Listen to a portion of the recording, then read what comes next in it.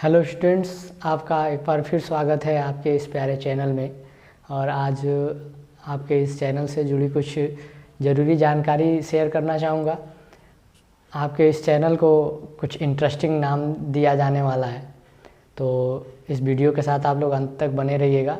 अंत में आपको इस चैनल का इंटरेस्टिंग नाम, ताकि आप इंटरटेनिंग तरीके से इसको सर्च कर सकें और उसको लिखने में कोई दिक्कत ना हो।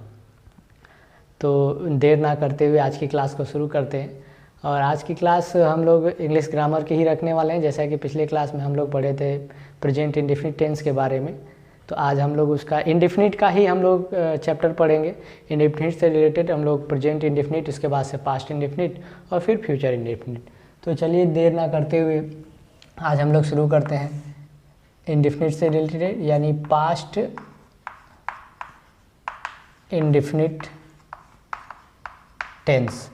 इस क्रम में पढ़ने से फ़ायदा ये होता है ताकि इंडेफिनिट के जो रूल होते हैं प्रेजेंट, पास्ट और फ्यूचर में, वो लगभग सेम होते हैं, थोड़े से चेंजेस होते हैं। तो इसलिए इस तरह से पढ़ना आसान होता है। पास्ट इंडेफिनिट, अब जैसे कि हम लोगों ने प्रेजेंट इंडेफिनिट टेंस का पहचान पढ़ा था कि क्रिया के अंत में ता है, ती है, ते हैं आते हैं, तो वो प्रेजेंट इंडेफिनिट टेंस होते हैं। लेकिन पास्ट इंडेफिनिट टेंस का पहचान बस क्या हो जाएगा, इसकी पहचान अगर देखी जाए तो आप ऐसे भी कह सकते हैं उसके हिसाब से, ता था, ती थी, ते थे, या आइए, आ ई ए, आइए, जाइए, खाइए, रहिए, बोलिए, हंसिए, गाइए, पढ़िए। तो ये सब जो वाक्यों के अंत में इस तरह के शब्द आएंगे तो क्या होगा, पास्ट इंडेफिनिट टेंस होगा। जैसे कि मान लीजिए कहा जाए कि आप लोग किताब पढ़े, वह खाना खाया, वे लोग यात्रा पर गए, वह स्नान किया, बच्चे खिलौने तोड़े। तो इस तरह के जो भी वाक्य आएंगे और अंत में आ ई ए आएगा तो पास्ट इंडेफिनिट टेंस होगा। फिर इसके अलावा यह भी कह सकते हैं कि आप ता था लिखना चाहें तो लिख सकते हैं, बिल्कुल कोई दिक्कत नहीं है। ती थी, ते थे, इस तरह से। तो आप इतना ही रहने दीजिए, इसको ज़्यादा लेने की ज़रूरत नहीं, क्योंकि सेंटेंस जो होता है उतना बढ़िया स्पष्ट होता है, लेकिन ये ज़्यादा बेहतर है। आ ई ए, बस उसको याद रखिएगा, ता था, ती थी, ते थे आएंगे तो भी वो क्या होगा, पास्ट इंडेफिनिट टेंस होगा। चलिए अफर्मेटिव सेंटेंस इसका देखते हैं हम लोग। अफर्मेटिव सेंटेंस यानी साधारण वाक्य, सकारात्मक वाक्य। इसका फार्मूला सब्जेक्ट, हाँ, और V1 और ऑब्जेक्ट। तो ये प्रेजेंट इंडेफिनिट टेंस का फार्मूला है। बस आपको करना ये है, V1 के जगह पे V2 कर देना, यानी क्रिया का अब दूसरा फॉर्म आएगा। ठीक है ना। तो इस तरीके से प्रेजेंट और पास्ट दोनों का इंडेफिनिट आपको तैयार होता रहता है। बस क्या करना है, क्रिया का पहले फॉर्म की जगह पे दूसरा फॉर्म प्रयोग कर लेना। इसके लिए आप एग्जाम्पल देख सकते हैं या पहले फार्मूला ही देखते चले। तो चलिए एग्जाम्पल देख लेते हैं ताकि आसान रहे आपको समझने के लिए। कहा जाए कि मैंने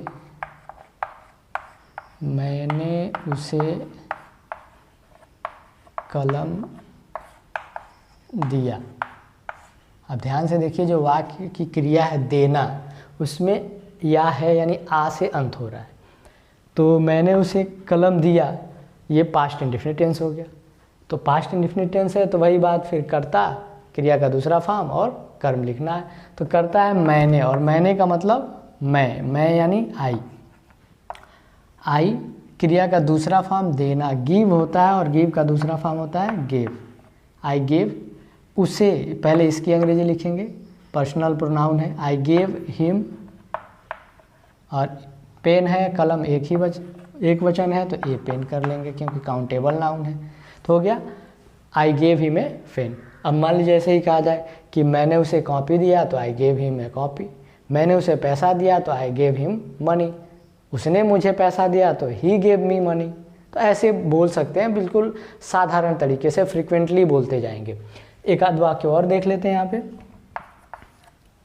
उसने कल गाना, चलिए इसको थोड़ा सा और बढ़िया बना लेते हैं। उसने कल मधुर गीत गाया।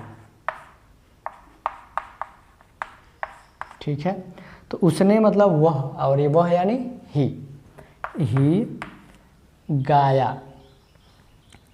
तो सिंग का दूसरा फॉर्म क्या होता है? सिंग मतलब गाना, उसका दूसरा फॉर्म होता है सैंग। ही सैंग मधुर गीत। तो ए मधुर को लिखते हैं हम लोग स्वीट, या मेलोडियस भी बोल सकते हैं, स्वीट सॉन्ग। और बच गया कल। इसके लिए स्पेस सुधारनी है, मैं इसको थोड़ा सा इरेज कर ले रहा हूँ। आप देखिए, इधर से लिखना शुरू करें। तो ही और सैंग, सिंग सैंग संग होता है, ए स्वीट सॉन्ग। और कल का होता है, ये बीता हुआ कल है, तो इसका अंग्रेजी क्या होगा? यस्टरडे। क्या होगा? यस्टरडे।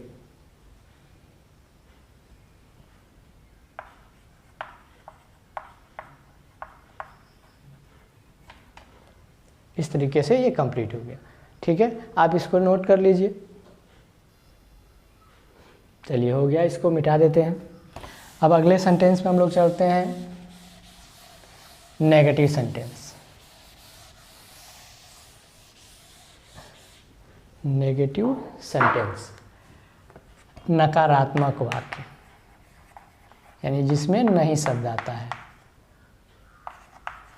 अभी पिछले वीडियो में ही, मतलब पिछले सेंटेंस में आप लोग पढ़े हैं इसमें, तो यहाँ पे सब्जेक्ट, और यहाँ पे ध्यान रखिएगा इसकी सहायक क्रिया डिड होती है, इसके बाद से नॉट यूज करेंगे, और जैसे ही सहायक क्रिया आएगा यहाँ पे, तो वो क्रिया का पहला फॉर्म हो जाएगा। यानी जब हम लोग प्रेजेंट इंडेफिनिट टेंस पढ़े थे, तो वहाँ पे डू या डज आया था, यहाँ पे क्या हो, डिड रहेगा, और डिड के बाद नॉट प्रयोग करना, और जैसे ही डिड नॉट आएगा हम लोग क्रिया का पहला फॉर्म प्रयोग करेंगे। चलिए, इस पे एग्जाम्पल देखते हैं।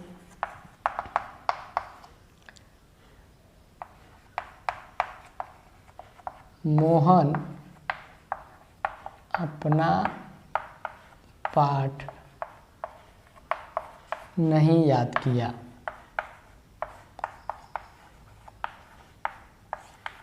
मोहन अपना पाठ नहीं याद किया, तो या आ और नहीं, तो ये नहीं शब्द आया है, और आ से अंत हो रहा है, तो ये पास्ट इंडेफिनिट भी है, और प्लस नहीं आया है, तो नेगेटिव सेंटेंस है।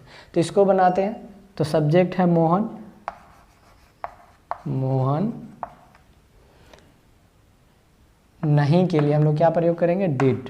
अब यहाँ पे हमें नहीं देखना है सिंगुलर नंबर है कि प्लूरल नंबर है। डिड नॉट याद करना का होता है स्टडी या लर्न, अब इसका पहला फॉर्म ही प्रयोग किया जाएगा। मोहन डिड नॉट लर्न, और किसी व्यक्ति के साथ अपना की अंग्रेजी के लिए, यानी ही के साथ अपना की अंग्रेजी के लिए हम लोग क्या प्रयोग करते हैं? हिज। यानी मोहन एक लड़के का नाम है, मेल है, तो इसलिए हम लोग क्या प्रयोग करेंगे अपना के लिए? हिज। और पाठ का आप लोग चैप्टर, लेसन जो भी लिखना चाहें लिख सकते हैं। ये थोड़ा सा और क्लियर हो जाए। Lesson, Mohan did not learn his lesson. एक आध वाक्य और देख सकते हैं। वे लोग, वे पानी समय पर नहीं लाए। बेचारा प्यास से परेशान था और समय पर नहीं लाए, तो वे पानी समय पर नहीं लाए। तो ए है, यानी ये देखिए पास्ट इंडेफिनिट, और नहीं आया तो नेगेटिव सेंटेंस। वे यानी दे, ठीक है। इसके बाद से नहीं आया है तो आपको डिड नॉट प्रयोग कर लेना, आंख बंद करके भी लिख लेंगे तो कोई दिक्कत नहीं है। दे डिड नॉट, लाना का होता है ब्रिंग, अब इसका पहला ही फॉर्म लिखा जाएगा। दे डिड नॉट ब्रिंग, पानी का वाटर, और समय पर तो हो जाएगा ऑन टाइम। हो गया, बहुत इजी है। अब ऐसे मान लीजिए वे लोग पानी समय पर नहीं आए, तो they did not bring water on time. अगर ये कहा जाए कि वह खाना समय पर नहीं लाया, तो he did not bring food on time. आप लोग समय पर स्कूल नहीं गए, तो you did not go school on time. ठीक है, तो इस तरीके से आप आसानी से इस तरह के वाक्य को बना सकते हैं। चलिए इसको भी लिखिए। अगर जल्दी बता रहे हो या जल्दी बता रहे हो तो वीडियो को आप थोड़ा धीरा करके, यानी पॉज करके स्लो करके भी देख सकते हैं, आराम से लिख सकते हैं। जहाँ पे नहीं समझ में आए उसको थोड़ा सा पीछे करिए और फिर देखिए, आराम से समझ में आ जाएगा। चलिए, हो गया। नेक्स्ट अगले सेंटेंस पे चलते हैं। अगले सेंटेंस में क्या है, आपको इंट्रोगेटिव सेंटेंस में कई तरह के प्रश्न पूछे जा सकते हैं। जैसे एक जवाब आपको हाँ या ना में देना होता है, एक पूरा कंप्लीट आपको आंसर देना रहता है इस तरीके से। तो उसमें आपको अलग अलग कैटेगरी देखने को मिलेगी इंट्रोगेटिव सेंटेंस के लिए। तो ऐसा करते हैं, इसको कंप्लीट इरेज कर लेते हैं, तो आपको याद ही रहेगा ये कि कौन सा सेंटेंस हम लोग पढ़ रहे हैं, कौन सा टेंस है। और हम लोग देखने वाले हैं इंट्रोगेटिव सेंटेंस। इंट्रोगेटिव सेंटेंस, अब इसके अलग अलग हिस्से हैं, जैसे कि आप लोग पहले वाले यानी प्रेजेंट इंडेफिनिट टेंस में पढ़े थे। तो आप अगर इस वीडियो को पहली बार देख रहे हो तो आप कोशिश करिएगा कि डिस्क्रिप्शन बॉक्स में आपको इसका लिंक मिलेगा और इसमें जाके आप प्रेजेंट इंडेफिनिट टेंस को पहले देखें, ताकि वो समझ में आ जाएगा, तो ये आसानी से आ जाएगा। चलिए देखते हैं। इंट्रोगेटिव सेंटेंस के लिए पहला कंडीशन, अगर क्या से वाक्य की शुरुआत होती है।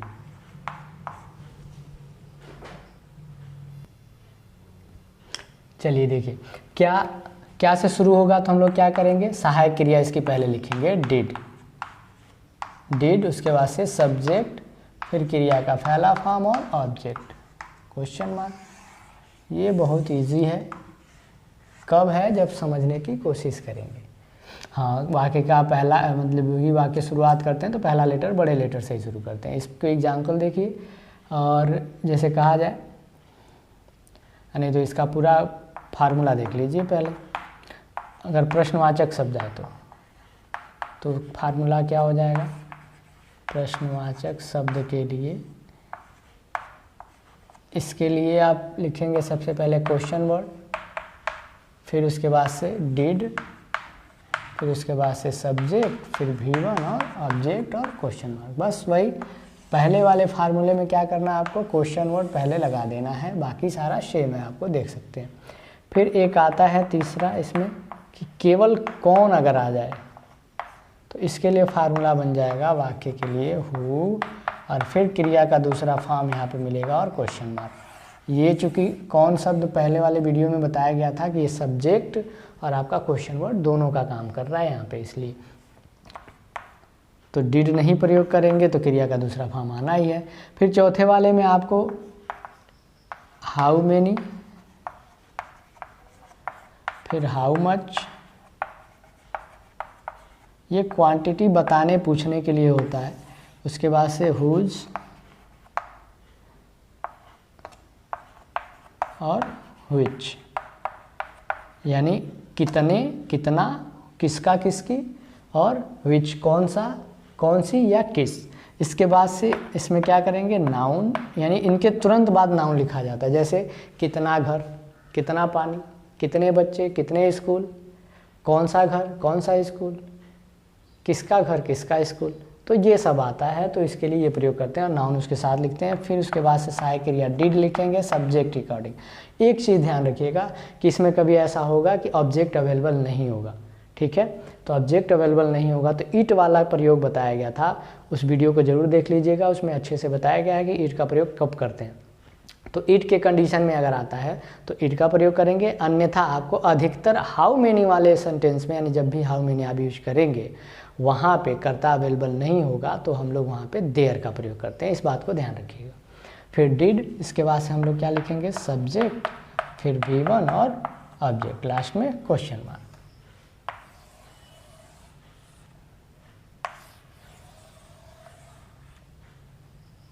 समझ में आ रहा है ना ये चीज़, हाउ मेनी, हाउ मच, इन चारों में से कोई एक ही लिखा जाएगा उस सेंटेंस के लिए। फिर नाउन डिड, उसके बाद से सब्जेक्ट, V1 और ऑब्जेक्ट, ठीक है।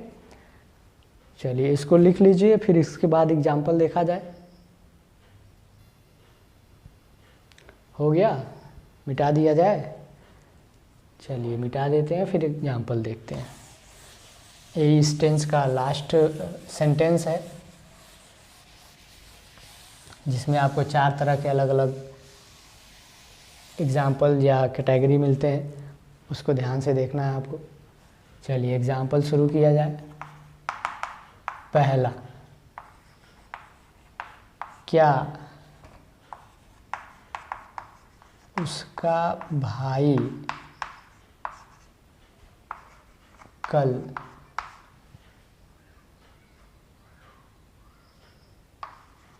आम तोड़ा।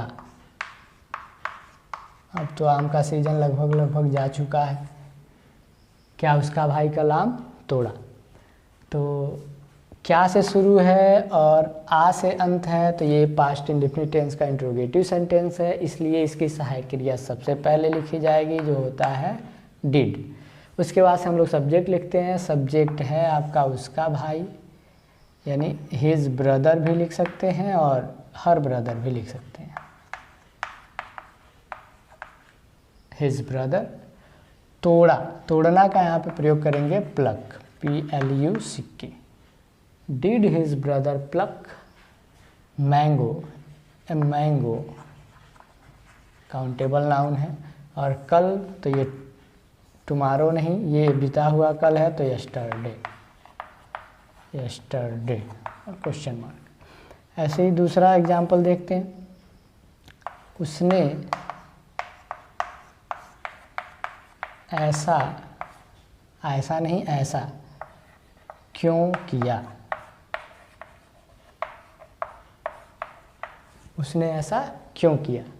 चलिए, प्रश्न पूछा गया है क्यों, इसकी अंग्रेजी क्या होती है, तो वाई। और वाई के बाद हम लोग क्या करते हैं, क्वेश्चन वर्ड लिखने के बाद से उस टेंस की सहायक क्रिया डिड लिखी जाएगी। वाई डिड, उसने मतलब वह यानी ही, और किया यानी करना। तो करना की अंग्रेजी क्या होती है, डू। तो उसका पहला ही फॉर्म यूज करना है, तो do. Why did he do. और ऐसा का होता है this. Why did he do this, तुमने ऐसा क्यों किया, तो why did you do this, मैंने ऐसा क्यों किया, तो why did I do this. ऐसे प्रयोग करेंगे, आप आराम से इसको हर सेंटेंस में यूज कर सकते हैं। फिर उसके बाद से कौन। मुझे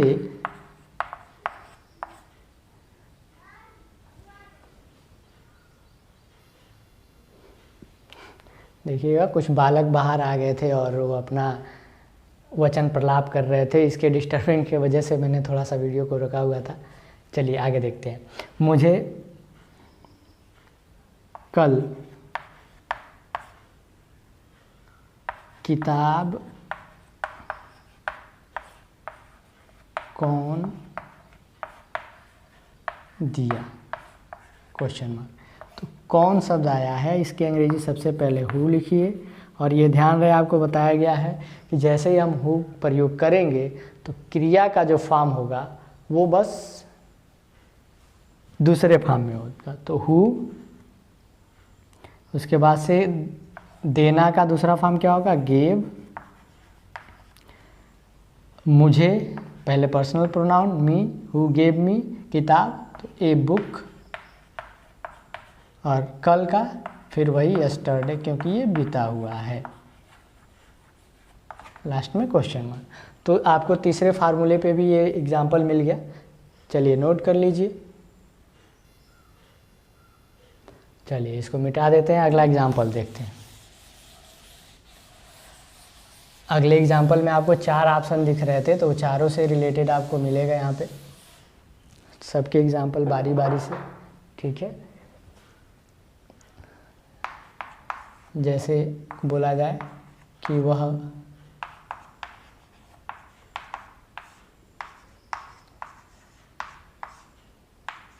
किस देश में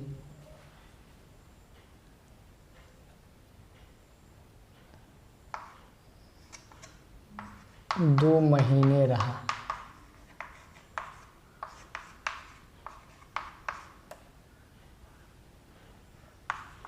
ठीक है, वह किस देश में 2 महीने रहा। तो किस देश में या कौन से देश में, तो इसकी अंग्रेजी होगी इन विच। और देश क्या है, नाउन है, तो कंट्री, इसको पहले लिखा जाएगा इसके साथ, इन विच कंट्री। उसके बाद से डिड, और वह का अंग्रेजी यहाँ पे ही। रहना का क्या होता है, लीव। और 2 महीने, in which country did he live 2 months।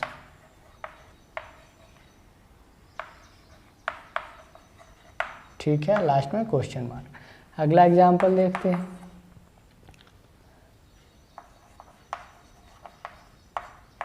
मधु किसका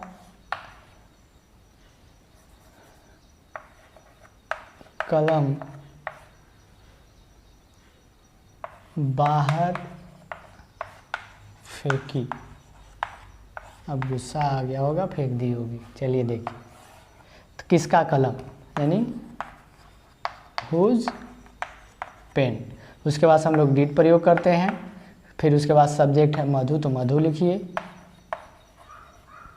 हुज पेन डिड मधु। फेंकना का क्या होता है? थ्रो। और बाहर का आउटसाइड लिख लीजिए, या आउट, थ्रो आउटसाइड या थ्रू। और लास्ट में क्वेश्चन मार्क। फिर इसके बाद से अगला एग्जाम्पल,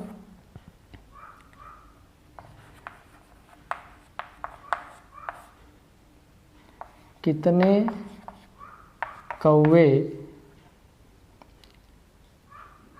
पेड़ पर बैठे? अभी बाहर बोल रहे हैं, सब परेशान भी कर रहे हैं, आवाज़ भी आपको पहुंचेगी तो आप सुनिएगा। चलिए देखिए, कितने कौवे पेड़ पर बैठे। तो कितने कौवे, कौवे को हम लोग गिन सकते हैं, तो ये काउंटेबल है। तो जो काउंटेबल होते हैं उनके लिए हम क्या करते हैं, काउंटेबल नाउन के लिए हाउ मेनी का प्रयोग करेंगे। अनकाउंटेबल होगा तो हाउ मच हो जाएगा। तो हाउ मेनी कौवे का क्रोज, तो बहुत ज़्यादा है, तो हाउ मेनी क्रोज। फिर उसके बाद से डिड। अब यहाँ पे हाउ मेनी आया है तो सब्जेक्ट के रूप में आपको देयर का प्रयोग करना है। There sit on the tree, on the tree. चलिए ये कंप्लीट हो गया। तो इस प्रकार आपने देखा, इसको लिख लीजिए।